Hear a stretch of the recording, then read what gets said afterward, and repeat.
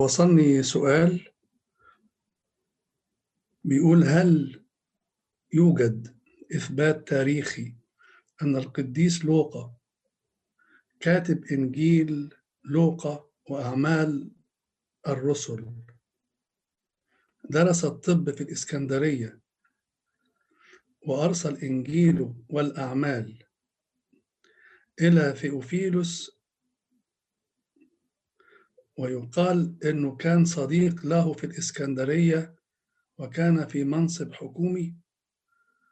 كملت السؤال: هل رسم القديس لوقا العذراء مريم؟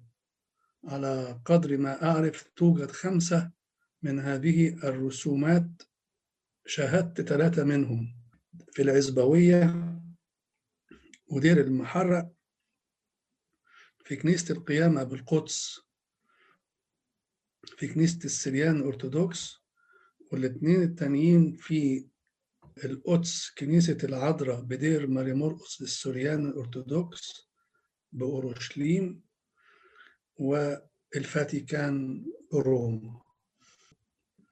فالسؤال هو جزئين: هل القديس لوقا البشير درس طب في الإسكندرية؟ وهل هو رسم أيقونة العذراء؟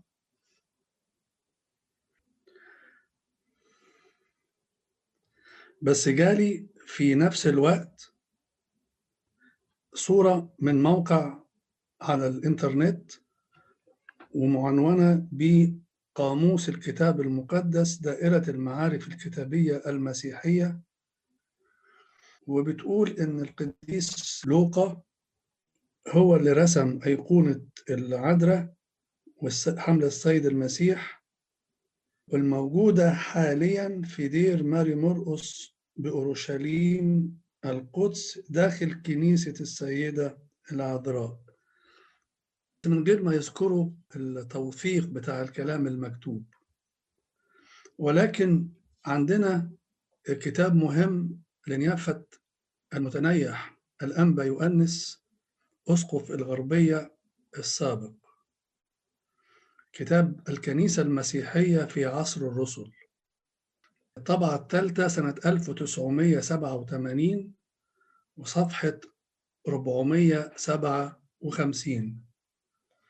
بيذكر في الكتاب ده إن لوقا كان طبيبا بحسب الإنجيل كما ورد في كولوسي 4:14، وكان فنانا بحسب التقليد الكنسي القديم، واللي ذكر هذه المعلومة كتاب Dictionary of the Bible للمؤلف ويليام سميث فوليوم 2، وده اتنشر في 1877 في صفحة 1693. وبيذكر نيافة الأنبا يؤنس المتنيح أن إليه ينسب أول صورة العذراء مريم بدون أن يذكر مرجع، بحسب يوسابيوس القيصري أنه ولد في أنطاكيا.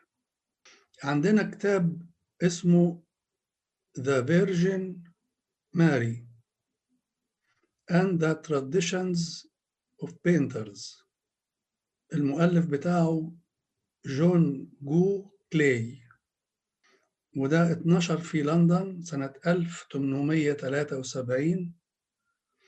وفي صفحة 49 بيقول: ما ينسب للقديس لوقا أنه رسم العذراء تحمل المسيح هو أمر غير موثق، لأن هذه الأيقونة لم تعرف في الكنيسة إلا بعد مجمع أفسس سنة 431 ميلادية. ربما تكون في مصادر أخرى تقدر تعرفنا حاجات أكتر، إنما من اللازم إن لما نكتب أي معلومة لازم تكون موثقة، وما ننساش إن ليست لدينا أي وثائق ليتورجية تعود إلى القرنين الأول والثاني للميلاد. ده كان بخصوص السؤال اللي جالي.